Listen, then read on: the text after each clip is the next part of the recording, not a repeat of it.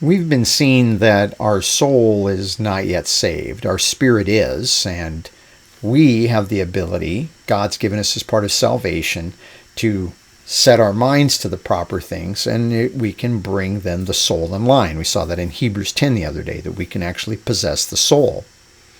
Sometimes you're going to run into believers that struggle with the fact that their emotions are a little bit overwhelming. And we're going to take a look at one of these people today here in 1 Thessalonians chapter 5. I'm Pastor Tim Holscher, and we're trying to answer the question, what is man? And in particular, looking at the distinction between the soul and spirit at the present time, and looking at some issues of the soul. In 1 Thessalonians chapter 5 and verse 14, Paul gives a number of charges that the church is supposed to practice with regard to how they're relating to one another. And in the middle of this, he says, encourage. Now, back at the beginning of this, he uses the word urge. And that word urge, parakaleo, is a word normally that he would translate encourage. This word down here is the word parmutheomai. Pardon me. And it means to soothe. So it can be an encouragement, but it's a soothing encouragement. And it's tied here, he says, to a person that is, as you see in your English Bibles, faint-hearted. But that word faint-hearted over here in the Greek is a form of our word soul with the prefixed adjective to the beginning of it, little. It's little-souled. These are people that are highly emotional. People that are moved easily to tears.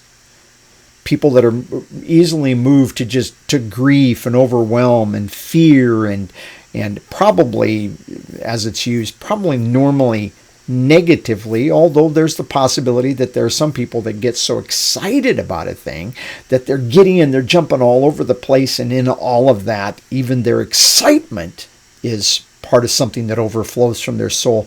In all of these things, their tears, their grief, their sadness, their all these things, as well as excessive giddiness, all can override what we know.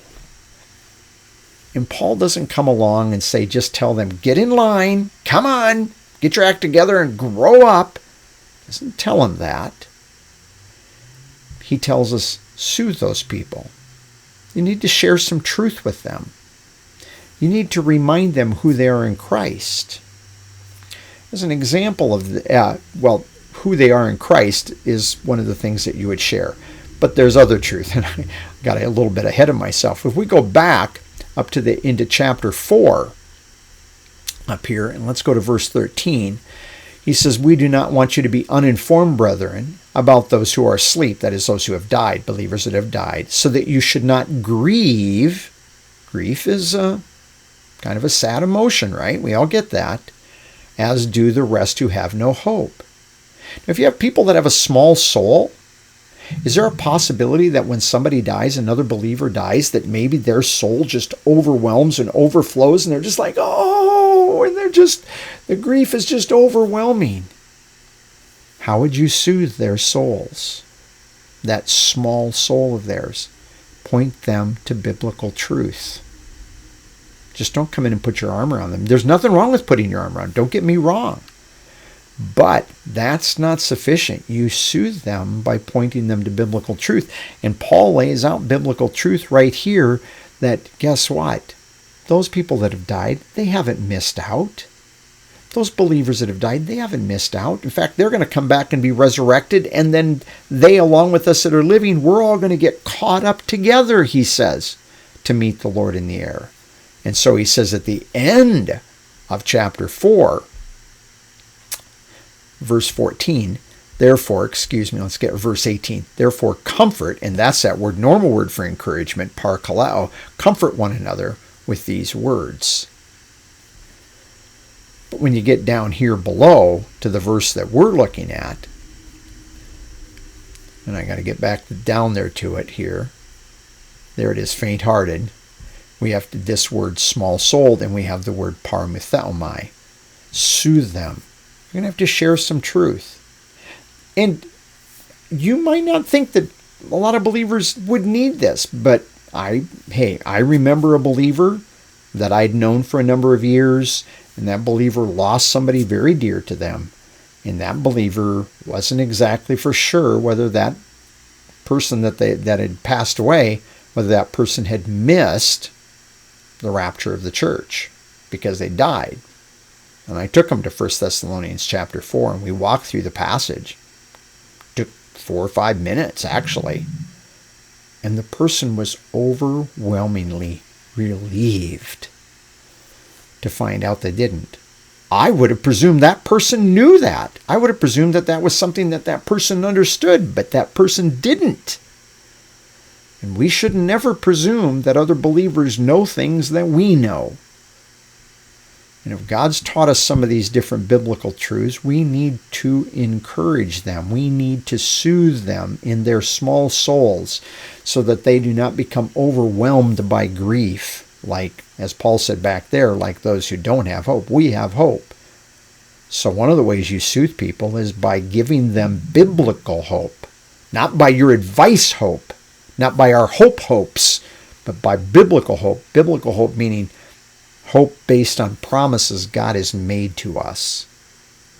And we're all going to have these times.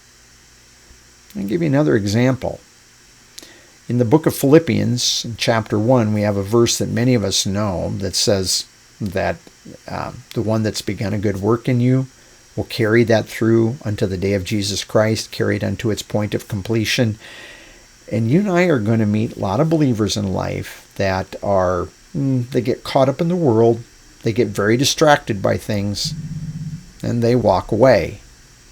And it's going to cause some overwhelming grief, pain, especially to people. It does it to me, but it's going to do it especially to people who are of a small soul.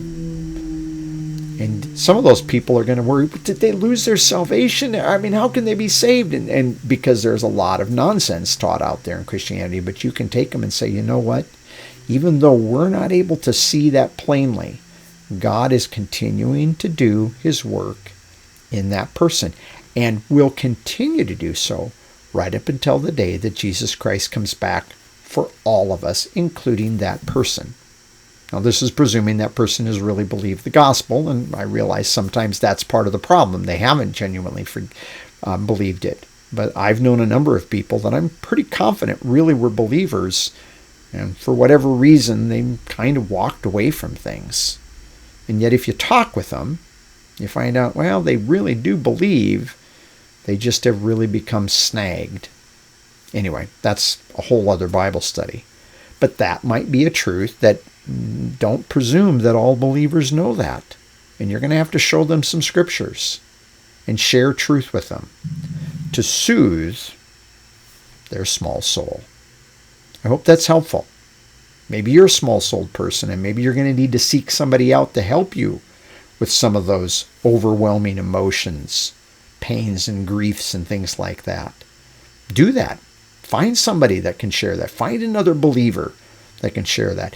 But I trust maybe you're the person that can learn truth and share that with those that maybe do have a very small soul and help them, soothe them. It's a wonderful privilege every one of us could potentially be involved in.